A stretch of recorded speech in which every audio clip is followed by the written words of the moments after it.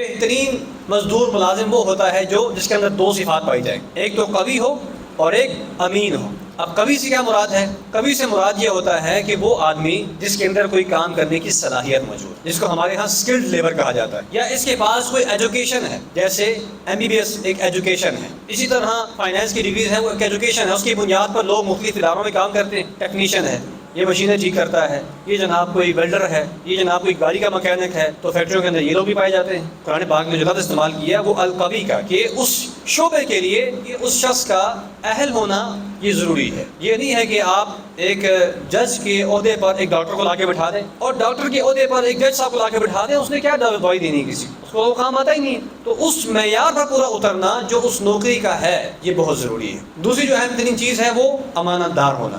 یہ امانت دار ہونا جو ہے یہ کسی بھی فیکٹری کی طرف سے یا کسی بھی سرکاری ادارے کی طرف سے جب کوئی جاب اناؤنسمنٹ ہوتی ہے تو وہاں پر کہیں نہیں لکھا ہوتا۔ یہ چیز پرکھی جاتی ہے جاب ملنے کے بعد۔ پہلے آپ کسی کو نہیں جان سکتے، آپ جاب دے دیں گے، بالکل جناب اس نے ڈگری بھی کی ہوئی ہے، ایکسپیرینس بھی اس کے پاس ہے، اس کو ہم نے انٹرویو میں پاس بھی کر دیا ہے، میرٹ پورا اترتا ہے۔ اب جب وہ کام پہ آ گیا ہے، کرسی پہ بیٹھ گیا ہے، اب اس کی جو آنیسٹی ہے یا ڈس آنیسٹی ہے وہ سمجھ آئے گی کہ بندہ امانت دار ہے کہ کیا بے ایمان آدمی ہے۔ یہ چیز بعد میں سمجھ آتی ہے، پہلے یہ چیز سمجھ نہیں آتی۔ بہرحال یہ دونوں چیزیں ضروری ہیں، اور ان دو میں اگر تقابل کیا جائے تو اہل علم نے یہ بھی بڑی بات زبردست نکالی ہے کہ زیادہ پریفرنس جو ہے وہ پہلے والی چیز کو ہے، امانت بعد میں آئے گی۔ قرآن پاک نے جو ترتیب رکھی ہے اس ترتیب کو دیکھا جائے تو قرآن پاک نے پہلے قوی کہا ہے، بعد میں امین کہا ہے۔ اس کا مطلب یہ ہے کہ اسکلڈ ہونا، ایجوکیٹڈ ہونا، اس شعبے کے حوالے سے بالکل تیار ہونا، اس جاب کے حوالے سے بالکل اس کے لیے کوالیفائی کرنا، یہ زیادہ اہم چیز ہے۔ نااہل آدمی کو وہاں لگائیں گے وہ زیادہ کام خراب کرتے ہیں۔ جیسے ایک آدمی کو ڈرائیونگ آتی ہی نہیں،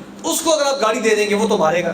اب اگر جاب مل گئی ہے اس کے بعد ڈرائیونگ تو آتی ہے مجھے، گاڑی تو میں چلا لیتا ہوں، لیکن میں گاڑی میں اسپیڈیں مارتا ہوں، سرکاری گاڑی میرے پاس ہے، اور میں کیا کرتا ہوں اس کے بعد کسی جگہ کام پہ جاتا ہوں، گاڑی میں AC چلتا ہوا چھوڑ کے چلا جاتا ہوں۔ یہ میں اپنے گھر کے کاموں میں اس کو استعمال کرتا ہوں، سرکاری گاڑی ملی ہوئی ہے تو اپنے بچوں کو اسکول سے آنے جانے کے لیے استعمال کرتا ہوں۔ یہ میری خیانت ضرور ہے، یہ میری دو نمبری ضرور ہے، لیکن اگر میں نااہل ہوں تو میں زیادہ نقصان کروں گا۔ یہ بھی میں نقصان کر رہا ہوں، یہ بھی میں اپنے ادارے کا نقصان کر رہا ہوں کہ میں اس کو اپنے ذاتی مقاصد کے لیے استعمال کر رہا ہوں، کہ میں اس میں فیول کا اضافی خرچہ کر رہا ہوں، اسراف کر رہا ہوں۔